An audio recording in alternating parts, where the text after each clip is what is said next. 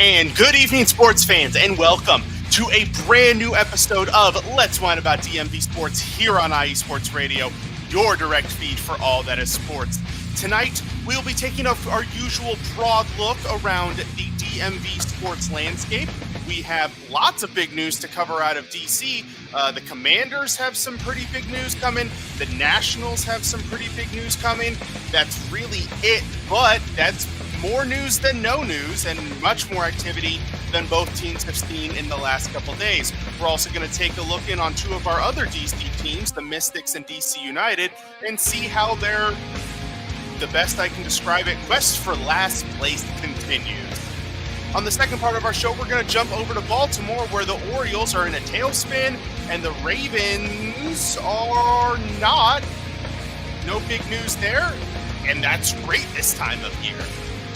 All while, of course, continuing French Wine Month with a very popular choice from a well-known brand from an interesting region for white wine, something that we've never had before. We've got all of that and more coming up on Let's Whine About DMV Sports on the IE Sports Radio, your direct feed for all that is sports.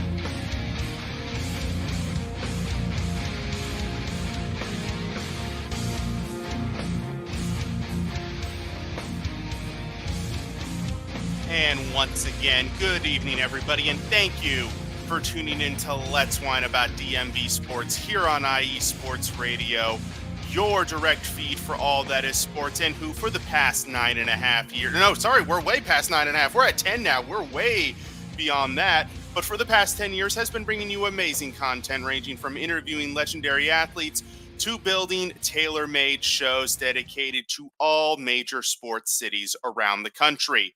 If you have not done so already, please follow us on all of the social media platforms you see below, X, Instagram, Facebook, TikTok, and YouTube, all of the above at IE Sports Radio. You can also follow yours truly on X, on TikTok and Instagram at Let's Whine _IESR. We are also available on all of the below streaming services, Apple Podcast, Spreaker, Spotify, iHeartRadio, all of that and more. Tons of different options for you to listen either live or later on over the weekend or into next week.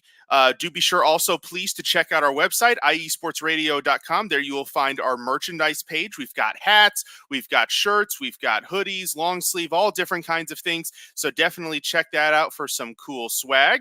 You can also see all of the show pages. This is one example for yours truly, but you can see all of the different show pages. We have over 30 shows covering different sports, different regions. We cover NASCAR, we cover boxing, we cover volleyball. We have the best volleyball podcast on the internet by my colleague, Taryn Rodriguez. We cover all a bunch of different cities. We got Chicago, New York, LA, every major city, major states and all of the above. So you can check out all of those sports pages there. You can also check out our blog, which you can find both at the link below and also iesportsradioblog.wordpress.com. You can find either or below. And of course, we can't do any of this without our wonderful sponsors, Planet Jerky Premium Beef Brisket Jerky and Seal the Deal Wax Seals. And without further ado, let's go ahead and give a proper shout out to our sponsors.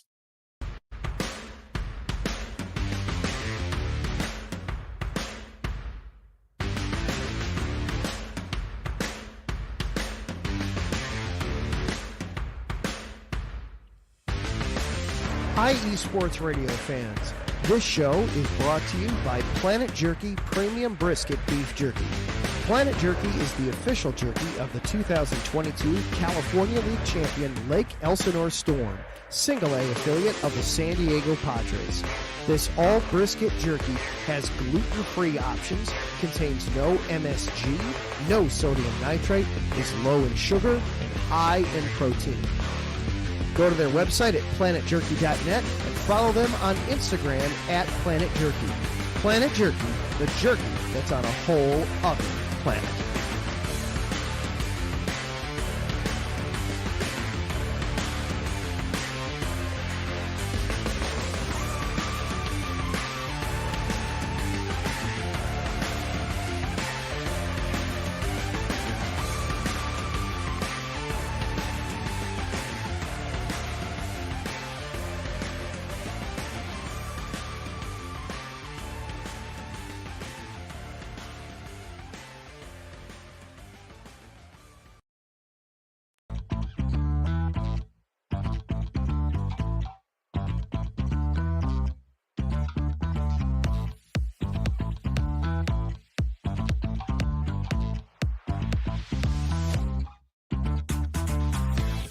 Hey there, IE Sports Radio fans. Be sure to check out our sponsor, Seal the Deal Wax Seals by Cecilia B. You just finished your very own wedding or baby shower invitations and you're looking for that extra special touch? Maybe you just wrote a letter to a relative or a friend and you want to add to their smile when they receive it. Then seal the deal with Cecilia's handmade sealing wax stamps for your invitations, letters, and gifts. You bring the deal, we'll bring the seal. You can find them on Instagram at sealthedeal_wax stamps and on Facebook, Seal the Deal Wax Seals.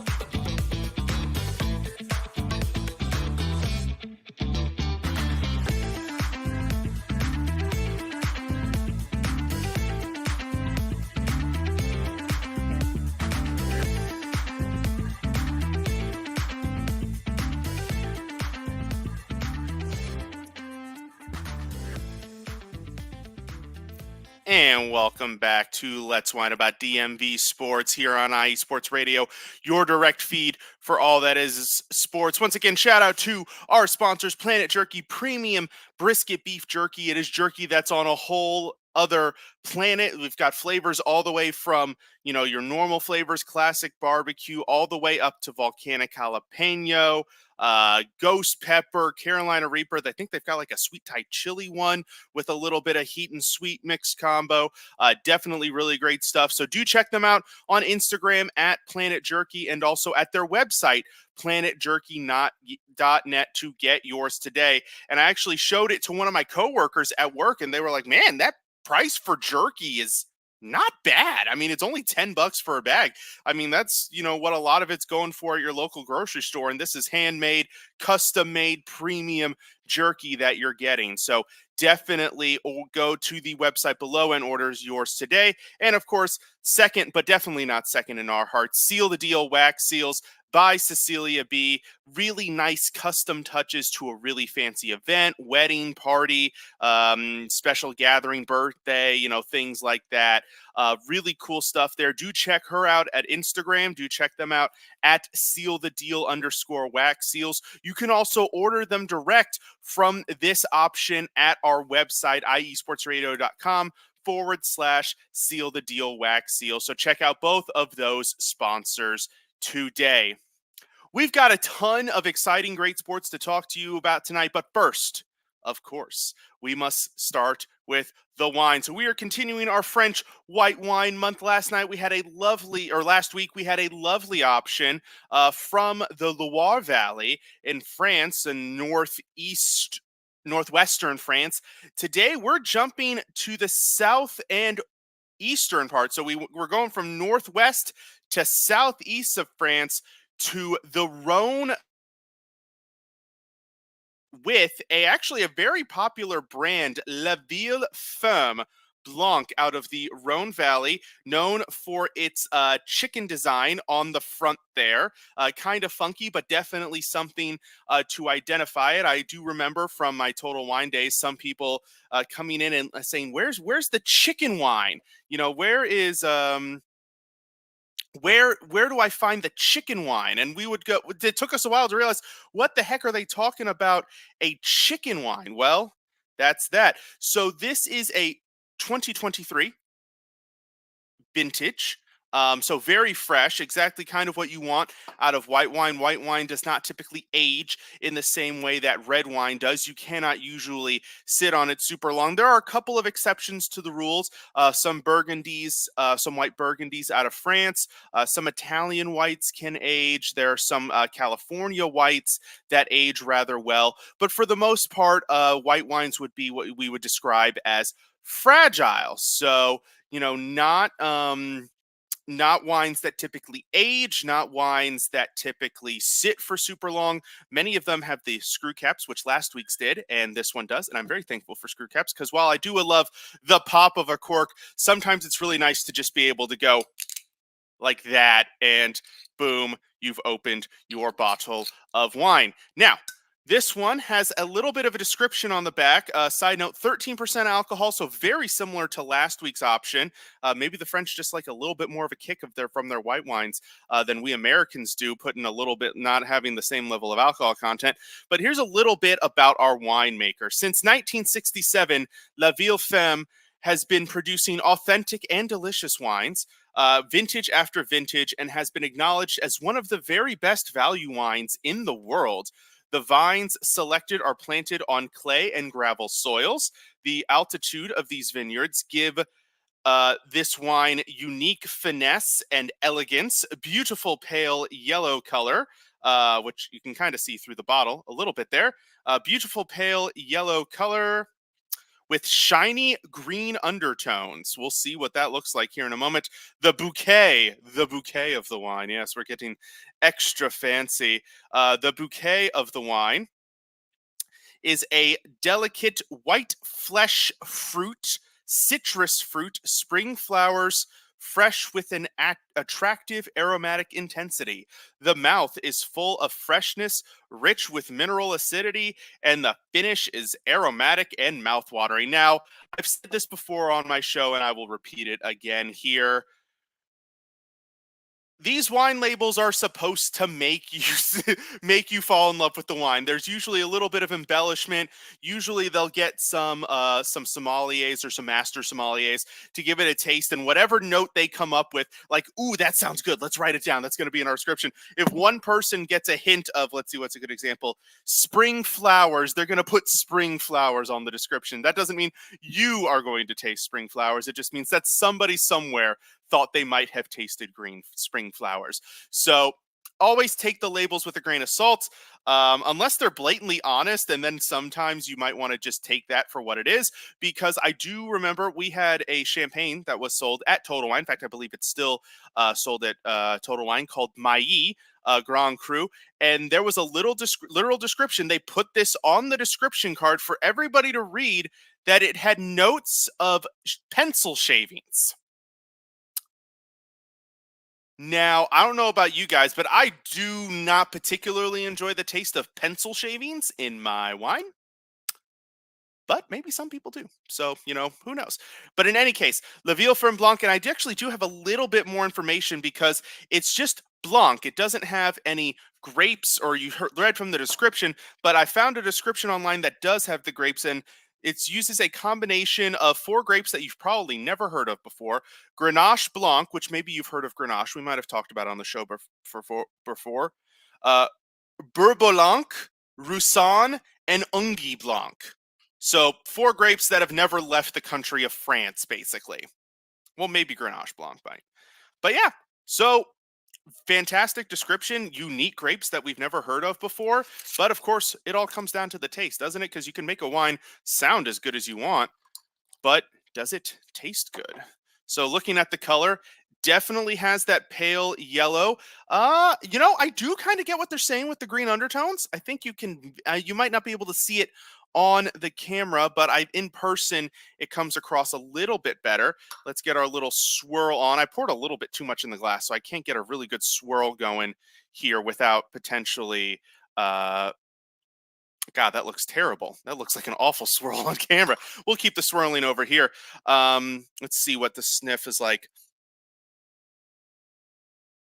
I actually do kind of get that citrusy freshness, a little bit of a floral note. So actually, yeah, that aromatic description was actually right on, wasn't it? Yeah, citrus fruit and spring flowers. Yeah, that's exactly what it smells like. It smells like spring, kind of that dewy spring smell, like after a fresh rain, or maybe for some dew formed on the ground, and yeah, and light citrus notes as well. Wow. So they've got the visual description right, they've got the aromatics, but where do we sit on the taste? Is this taste going to be full of freshness, rich with mineral acidity? Let's find out.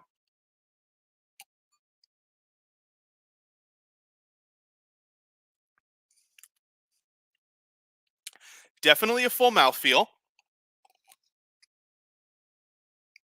Little dry, but the dryness is not overpowering.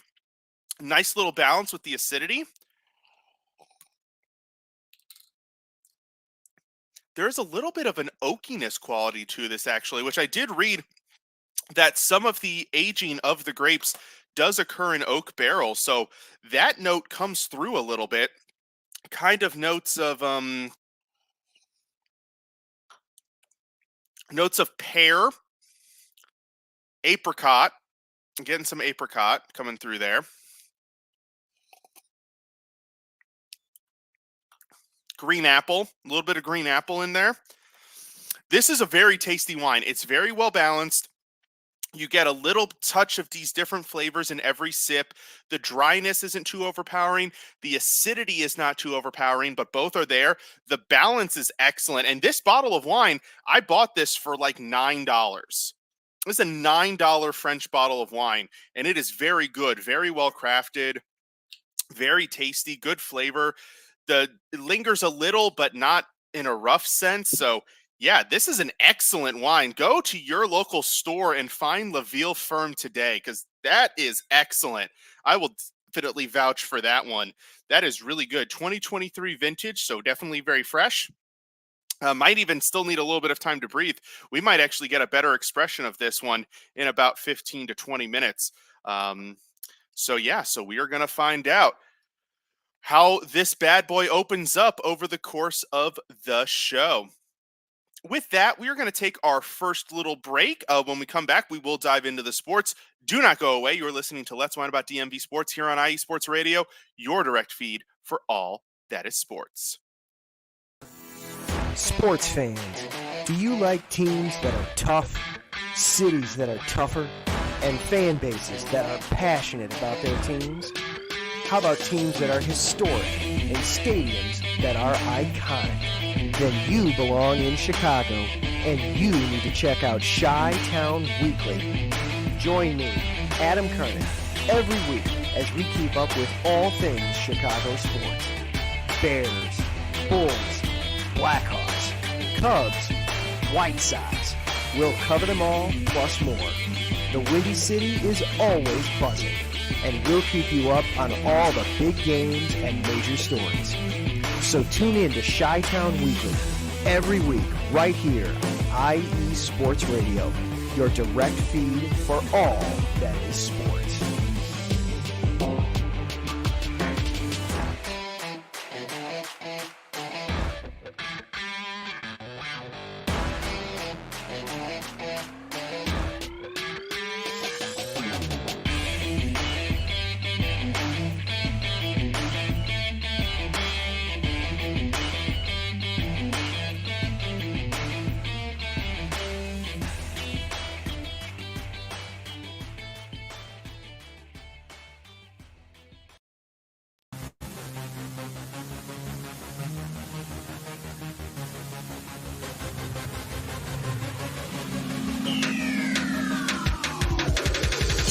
up, everybody? This is Darren Rodriguez. Are you a fan of volleyball? Are you a fan of Thunderous Spikes?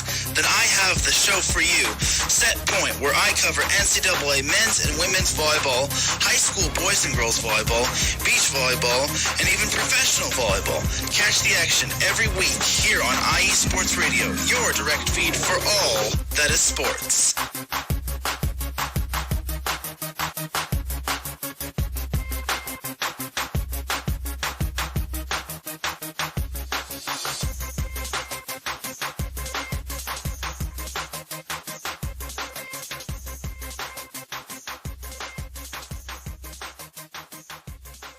And welcome back to Let's Whine About DMV Sports here on IE Sports Radio, your direct feed for all that is sports. We've talked about wine. We've talked about the network. We've heard about our great sponsors. Let's get into some sports. So lots of big news out of DC over the last few days, different announcements for different teams. Let's start with the Nationals, because the Nationals had a really big announcement earlier today, and that was the call-up of Dylan Crews, last year's second overall pick and the current number one prospect in the organization, top 5 in all of baseball. He has progressed very quickly through the minors this year. He came into AAA and just started absolutely smashing the ball, so the Nationals decided it was time they already have one exciting young guy with the team in James Wood. They're like, screw it. Crews, we think Crews is ready. He came out of college ready. Let's get him to the big league. So Dylan Crews will be joining the Washington Nationals on Monday. Now, this is a strange decision, the timing of it, because the rosters expand on September 1st. So why the team decided to not wait the extra 6 days to just get a free roster spot and add him then, like I would have thought, is a little bit beyond me. But hey, he was excited. It's exciting. It's an exciting time in DC. My guess, so looking at the roster, they only have 3 true outfielders currently on the roster, and they've basically been playing them every day, and that's James Wood, Alex Call, and Jacob Young. So I don't think they send any of those guys down. My best guess would be reserve shortstop Nasim Nunez. The team likes to play CJ Abrams pretty regularly every day, and also newly called up Jose Tena, who's been playing third for the most part, but he can play shortstop. He can back up shortstop for Abrams, and also same can second baseman Luis Garcia. So the team does have a couple of guys who they can set there in the case of injury. And you're only talking a few days. Now, of course, Nunez would have to wait 10 days before being recalled. And I doubt that they would send down Tena because he's been doing well. The other possibility would be to DFA Ildemario Vargas. That could be a possible route. The other guys to send down would be Call or maybe Andres Chaparro or Juan Yepes. But they've all been hitting well, so why would you send them down? My guess is Nunez. That's the one that makes the most sense, but it wouldn't surprise me if it was a DFA for Vargas or maybe one of these other young guys. So he will come and join the outfield with fellow highly rated prospect James Wood and the defensive dynamo Jacob Young, who today regained his lead in the outs above replacement metric, which is a metric that grades how well a fielder does basically compared to the league average. And he has been going back and forth between first and second all year with Marcus Semien and I believe Bobby Witt Jr. It's been those 3 kind of trading first place, and Young has indeed eclipsed those 2 today to reclaim first place. So exciting young defender in Young, and then 2 obviously offensive juggernauts in Crews and Wood make for a very exciting outfield, not just for this year, but for what looks like many years to come, because Young is a rookie, Wood is a rookie, Crews is just joining them. So all of the guys are going to be on the team for at least another 4 years. So that's fantastic to see that the young guys, they'll get to grow together. In terms of actual play, the Nationals were 3-3 this past week since we last spoke, bringing them to 58-70 overall. Not bad, better than where I thought they were going to be. I thought they were probably going to finish with 58 wins on the season. So the fact that they're at 58 with 34 with 24 no 34 34, the first number was right, 34 games to play is exceptional. They're actually playing the Braves currently. So let's take a look at how they are doing in that game. And the game is tied at 2 in the bottom of the 8th. It looks like in the 7th, the Braves were able to get a run in off of reliever Josh Barnes. But I mean, also the team had only scored 2 runs off of a Andres Chaparro double, which drove in Keibert Ruiz and Juan Yepez. The team has 10 hits, but has only scored 2 runs. That's not a very good ratio there, to be honest with you. But yeah, so we'll see how that game finishes out. Either way, either 11 games under 500 or 13, still in 4th place in the division, no real playoff hopes, but exciting times with a lot of exciting young players on the team. So we can't really complain about that. Did I have another thought with it comes to the Nationals? No, I don't think I did. That was Mackenzie Gore, who had been struggling. Starting pitcher Mackenzie Gore, who had been struggling. Really good game tonight. 6 innings pitched, only 1 run allowed. So a very good quality start for him. And also, interestingly enough, the Dylan Cruz call-up coincides with the Nationals playing the Yankees, in which the team will have James Wood and Mackenzie Gore going up against Juan Soto, who was traded for Wood and Gore, not for Cruz, obviously, but 2 guys who were part of that trade will be playing against the Nationals. So fun little competition, fun little bit of drama there. Now, we've covered one big piece of DC news. Now we're going to go ahead and move over to the next piece, which, as you'll see by the color change, has to deal with the Commanders, who made 2 announcements this past week. One announcement, one that everybody should have seen coming, but maybe not. Maybe if you weren't paying super close attention. But rookie quarterback Jaden Daniels will be the Week 1 starter for the Commanders. This was a move that was widely anticipated. None of the other quarterbacks on the roster looked competent enough to overthrow Daniels. Daniels looked by far to be the best one, even steps ahead of veteran Marcus Mariota. So, this move was expected. It's great. I'm concerned because the anticipated starting offensive line is going to feature a veteran journeyman, typically a swing tackle backup.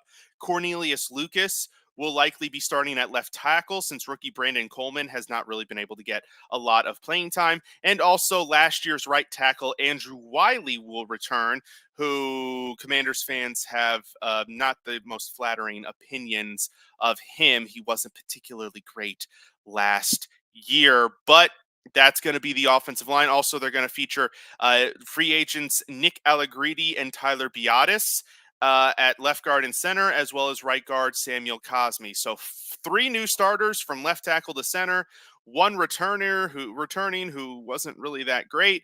And also Allegretti hasn't had a great preseason either. So we'll see how that all works out.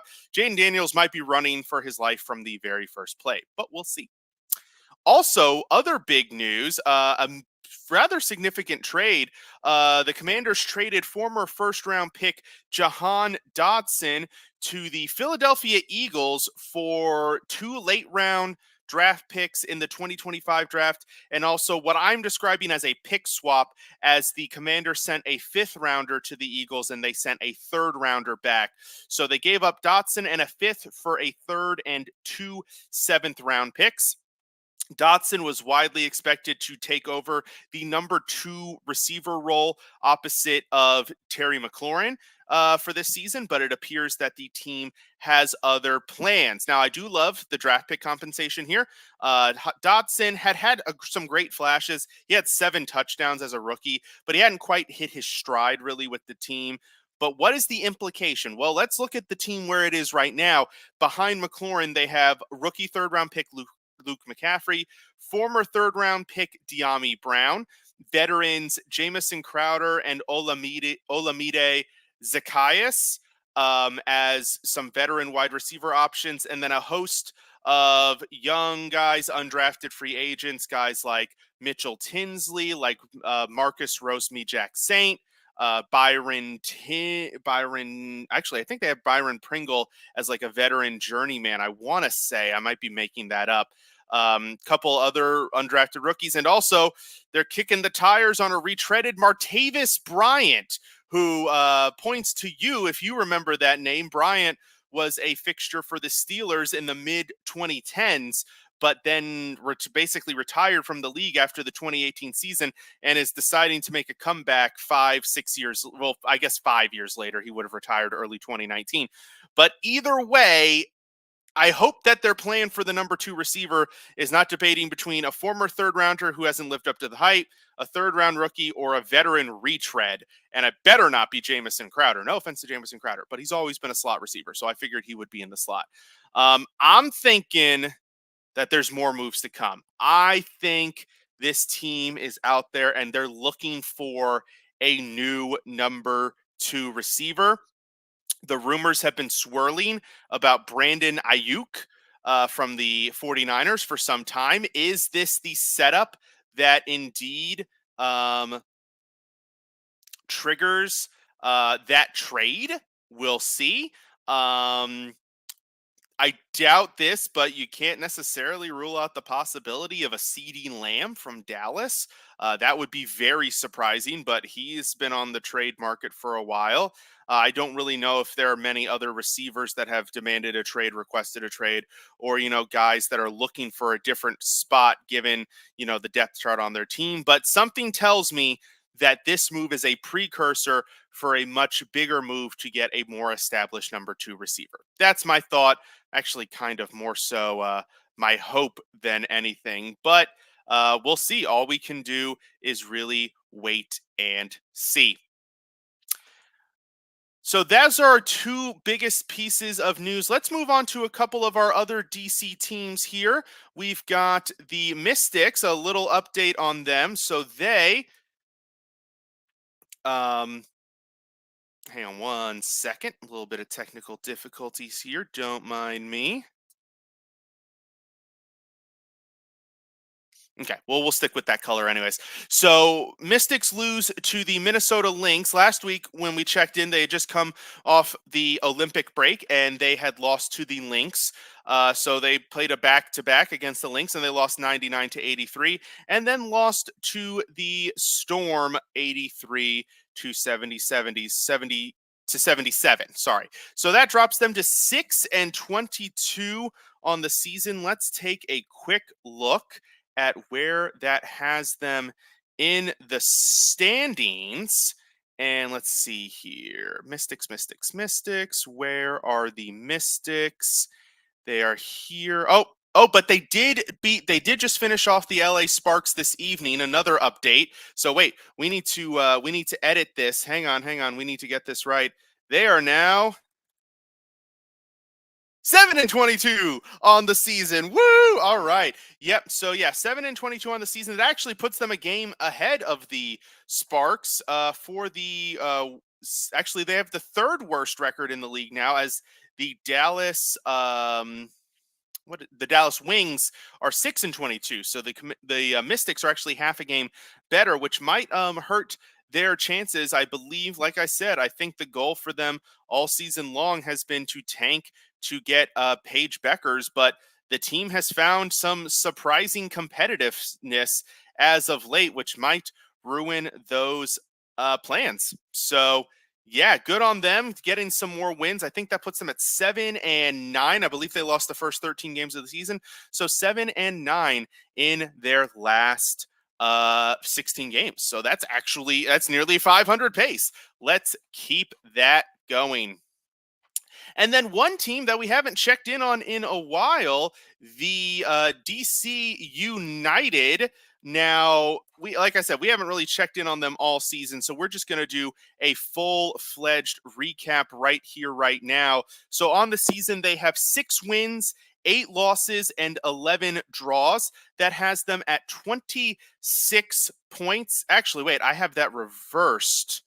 They have 8 draws and 11 losses. So 6 wins, 11 losses, 8 draws, 26 points overall. That puts them in 13th place in the Eastern Conference. They have a negative 15 goal differential.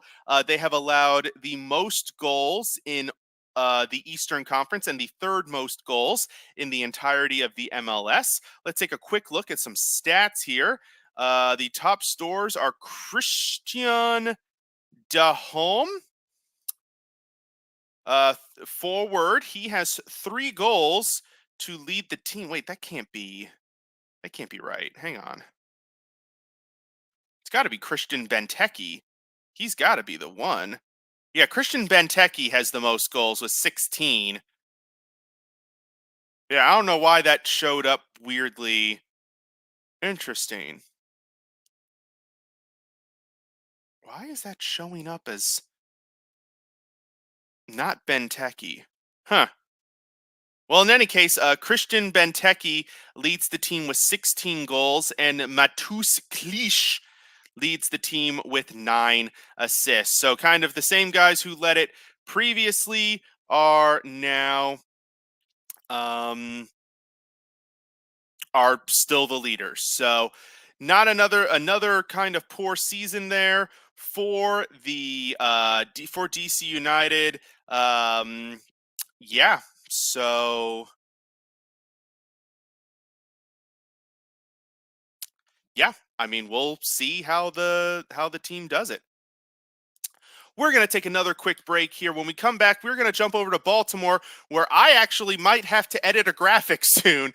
So do not go away. You're listening to Let's Whine About DMV Sports here on IE Sports Radio, your direct feed for all that is sports.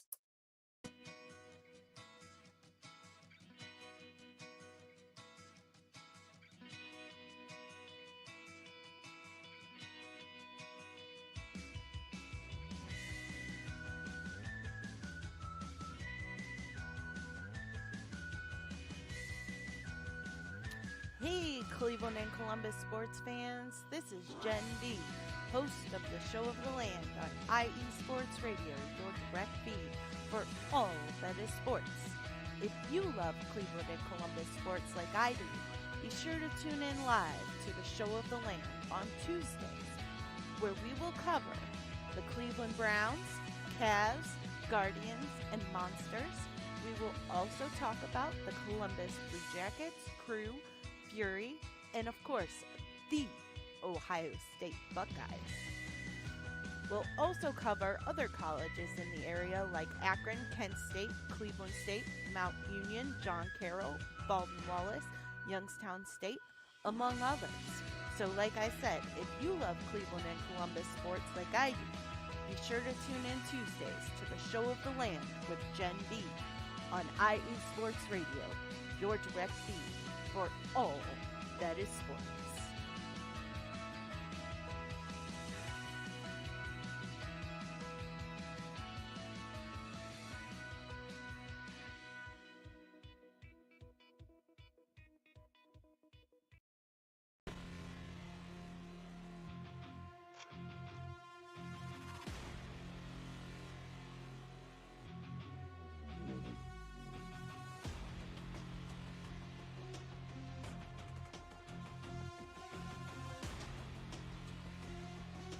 What's up, Pittsburgh? This is Ralph DeLeese, the host of the Injury Report on IE Sports Radio, your direct feed for all that is sports. Are you that passionate, diehard Steelers, Penguins, Pirates, or just a Pittsburgh sports fan? Then please join me on the Injury Report every Tuesday on IE Sports Radio, the direct feed for all that is sports. And I will update you on all that's black and gold, have you telling your Pittsburgh fans and friends what's up with Pittsburgh sports. Tune in Tuesday with me, Ralph DeLeese, the Injury Report on IE Sports Radio, your direct feed for all that is sports. Let's go!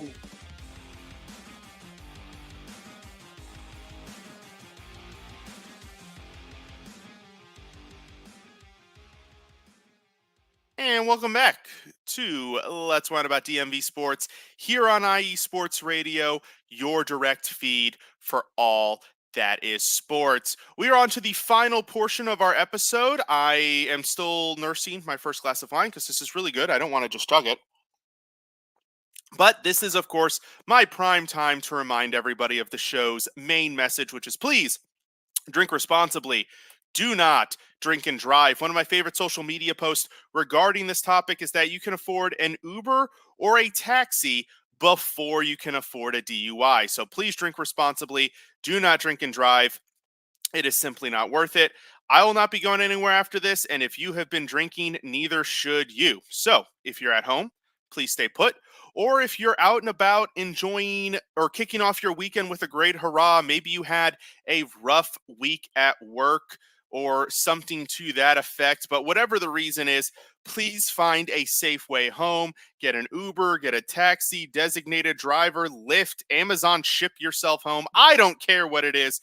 Just please drink responsibly. Do not drink and drive. It is simply not worth it.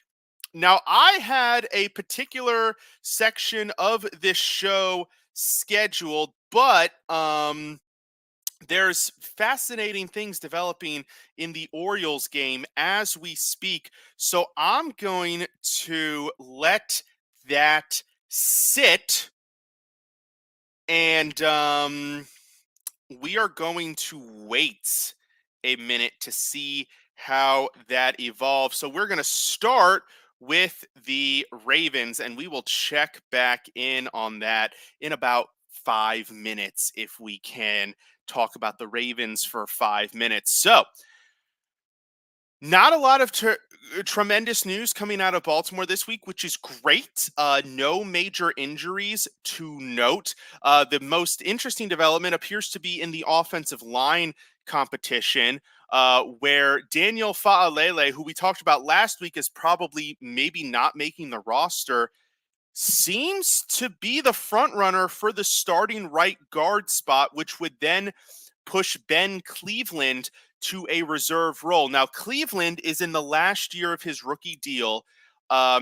This is a traditionally, this has been the time where Ravens have let these guys shine, in the hopes that either A, they prove to be a quality starter and then they can go get their bag in free agency and Baltimore can get a compensatory pick out of it, a la how things went with Ben Powers and previous offensive linemen, or they get rid of them and save the salary cap money. Now, if Cleveland does not win the starting job, he is unlikely to be on this team come the start of the season. And the reason why is he does not have fantastic positional versatility. He cannot back up the tackle spots well, despite his athleticism.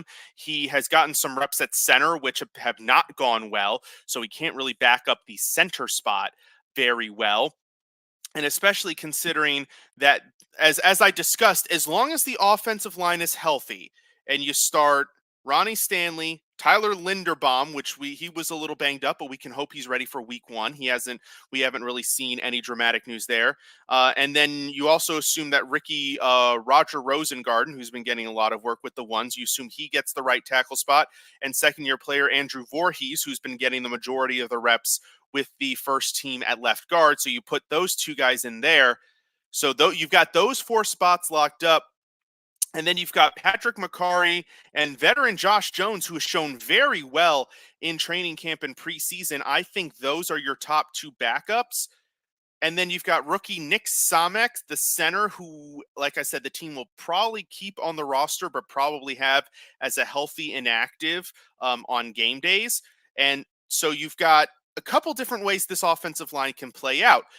They could only do 8 with Samek as the 8, in which case one of Cleveland or Fa'alele wins right guard, the other gets cut or traded, or they go 9. But even in the case where they go 9 and Nick Samek is number 9, as long as everybody's healthy, number 8 still doesn't dress. So there's no point really, if you can trade Cleveland maybe for a pick swap like the Commanders did with Jahan Dotson.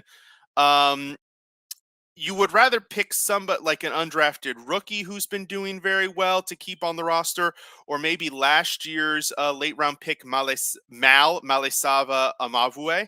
Hello, cat. Um, and maybe you pick one of those guys to be number 8. That way you have them on the roster.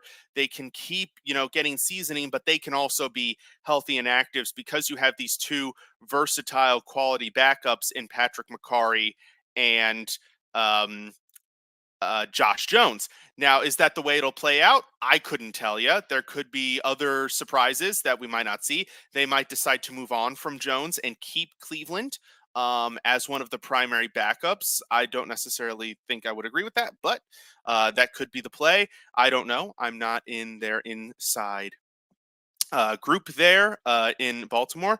But like I said, the key has been no significant injuries announced, which is great news. And some of the younger players have been playing very well in preseason, particularly linebacker Trenton Simpson has done very well and looks like he will get the starting spot next to Roquan Smith to replace Patrick Queen. Also, lots of great reports about Isaiah Likely. The team is very likely,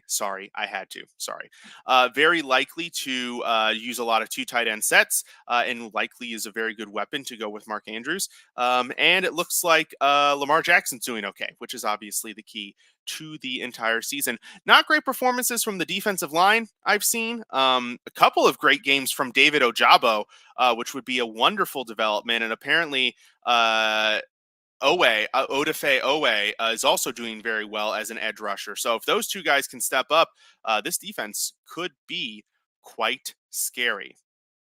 Alrighty, so now we go to the interesting thing. So we're going to hit some Orioles developments, some Orioles updates, but first we're going to start with two very important injury updates for the O's. One is that Jordan Westberg, all-star third baseman, has been getting throwing practice and fielding practice in, and also a little bit of batting practice. So the hope there is that he would be ready in time for the playoffs, should the Orioles be able to continue to make a playoff run. And also starting pitcher Zach Eflin, who went on the injured list last week. In fact, I think that might have been the day after our show, or might have happened the day of our show where Eflin went on the injured list.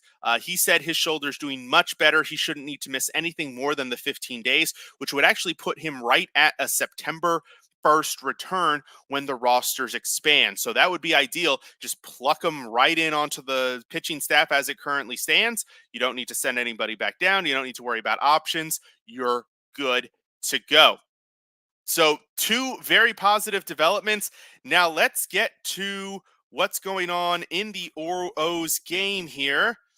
So let me explain this. So I'm going to show you guys what I wrote. I wrote this before because when I made this graphic, the O's were losing 5-2. So I just went ahead and wrote off their current game against the Houston Astros. But then what would the team do? They would get an Anthony Santander grand slam in the bottom of the 8th, followed up not too much later by a Ramon Urias triple, which drove in Austin Slater to make it a 7-5 game. So now here we are, top of the 9th. O's have a 7-5 lead, 2 outs. Sir Anthony Dominguez, who has been named the team's closer, but also since he's been named the team's closer, he gave up 2 walk-off home runs to the Mets. So that wasn't really very good. But is in. He's got 2 outs. It's a 1-2 count to DH Alex Bregman. Oh, now it's 2-2. So we're going to keep half an eye on that. So we're just going to go ahead and hide this graphic. So the Orioles, since we last spoke, are, I believe, 2-4. They split over the weekend with the Red Sox, the 2 games remaining on that in that series, which they had split the first 2. So they split the series, and then they lost 2 of 3 to the Mets. So that's 2-3. Then they lost to Houston last night. They got shut out, and Bregman just flied out to center to end the game. So hang on a second. Let me curb my criticism a little bit and change this. So the Orioles are 3-4 since we last talked. 75 and 55 overall, returning to 20 games above 500. Wow, what a flippin' comeback that was. Let's see what else is happening in MLB that might be beneficial. The Yankees did beat the Rockies, so they don't make up a game there. The Red Sox lost to the Diamondbacks, so they gain a game there.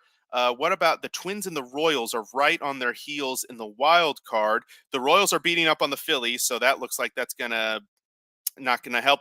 But the Twins are losing to the Cardinals, so amazing come from behind victory thanks to who the man known in Baltimore as Tony Taters or Anthony Santander coming in with the clutch grand slam. And that might, when you look back on seasons, there are always turning points, and the Orioles have had turning points that have, okay, they're going to turn this recent streak around, because the team they're like 500 since June 7th or something like that. It's been very average baseball, kind of up and down, winning streaks, losing streaks, things like that, really bad stretches. So they've had points where they've turned up and points where they've turned back down, and that might be a recovery point, because that was looking like a loss for sure. Starting pitcher Cade Bovich got worked a little bit in the third inning, although, it was a decent outing by him, all things considering. Actually, I can't really say that. He gave up 5 runs in 5 innings. But, hey, the Orioles did the comeback. They did the dang thing, and now there's probably there's more hope that they're in Baltimore than there was 24 hours ago. Or actually, even 4 hours ago. This team thought for a moment, a lot of the fans were like, oh my God, are we going to get swept by the Astros? Well, we split the first two.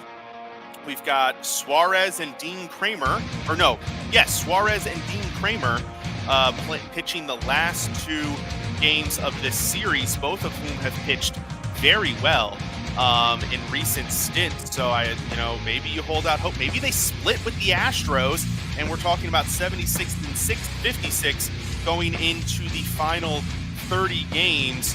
10 3-game series, many of which are against non-playoff teams. So, you're looking 76 and 56. If you go 15 and 15, you're 91 and 71. If you go 16 and 14, you're 92 and 70. Both of those are playoff records. So this team is still very much somehow, despite their recent struggles, despite their recent issues, is still very much in this playoff consideration. And sometimes you just got to get hot through September, and they should have Eflin back soon. They should have Joe Webb back in the bullpen by mid-September, and they might have Danny Colom, Grayson Rodriguez, and Jordan Westberg returning by the end of September, leading up to the playoffs. That would be a massive swing in the right direction. That'll do it for tonight's show. Thank you all for tuning in. Thank you to everybody who listened live. Thank you to everybody who's going to listen over the weekend or later on in the week.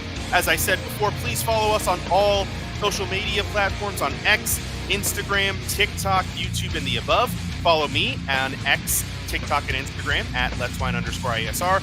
Watch us at all of the streaming services below. Check out our website. Check out our merchandise. Check out our show pages. And check out the blog for sure. Once again, shout out to our sponsors, Planet Jerky Premium Beef Brisket Jerky. Do check out their website right here so you can order some of your jerky today. And do check them out on Instagram and see what is going on with the jerky that is truly out of this world. Also, shout out to Seal the Deal Wax Seals. Do follow her on Instagram at SealTheDeal_Wax Seals. And you can purchase her stuff here through our website. And of course, reminder to all of you to please drink responsibly. Do not drink and drive. It is simply not worth it. Thank you, DMV. We will be back next week to talk more DC sports, more baseball, more football. We got college football coming right around the corner. Heck, we might even talk NBA and NHL. We got to not talk about the Mystics and DC United for a while. They just kind of make me depressed. Once again, thank you all for tuning in.